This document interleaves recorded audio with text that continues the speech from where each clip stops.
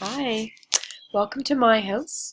You might be able to hear the birds singing if you listen really careful, which is suiting because we are going to be using a nature book today to talk about some very important reading strategies. So I have here our reading bookmark. Okay, so our reading bookmark, we're going to go through this first, and then we're going to talk about what that looks like in a book. So first things first, we have this little picture, which means make sure you're looking at the picture to think about what's happening in the book. Also, we have this little guy with a thought bubble, and that's to remind us to think about what would make sense when we get stuck on a word. And right here we have go back to the beginning of the sentence to try it again if we get really stuck.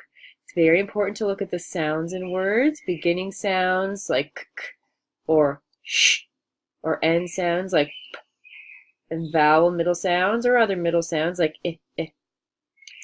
Down here, this reminds us that we can chunk up a word.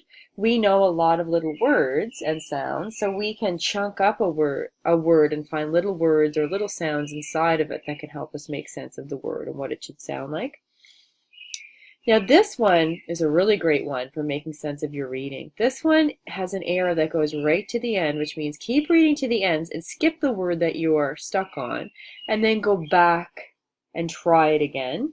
So that's using a few different strategies at once. So once you get really good at these ones, then this is one that you can use if you really, really get stuck. Okay, but you're always thinking about what makes sense, what would make sense in the book.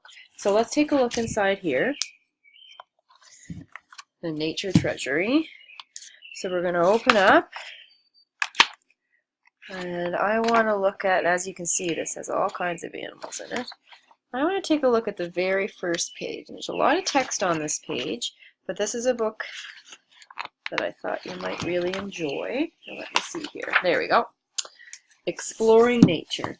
Okay, so we've already seen the picture, so at the beginning of the book, and we can see these pictures over here, which is showing us, animals, which are of course part of nature. So when we start to read, we can read from the tiniest flower to the largest whale, every living, I'm not sure what this word is, so I'm going to look at the beginning sounds. And I know ing, so that's thing.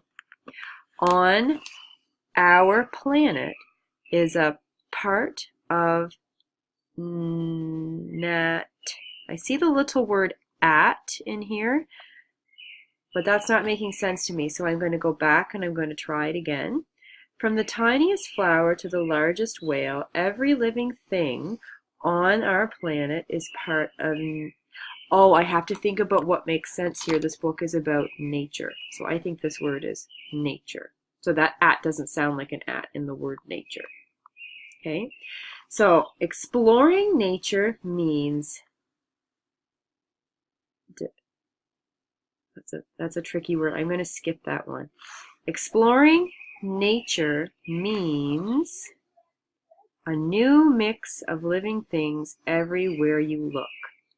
Okay, I'm going to go back and I'm going to think about what would make sense there where that big word is. Okay, exploring nature means, I'm going to chunk it up, discovering.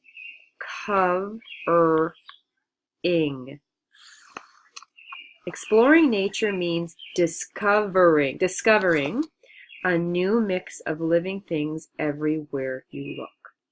So as you can see, while I was reading, I looked at the picture to think about what this book was about. I was thinking about what made sense. At one point I went back to try again. I was looking at the sounds, beginning, middle, and end. At one point I tried chunking it up. I saw at inside of a word, but that wasn't working. So what I had to do was I had to actually go back and try it again. And then in the last sentence, that word discovering was very tricky, so I had to skip it and then go back and try it again. Okay, so these are all reading strategies that you can use when you get stuck in a book. Happy reading.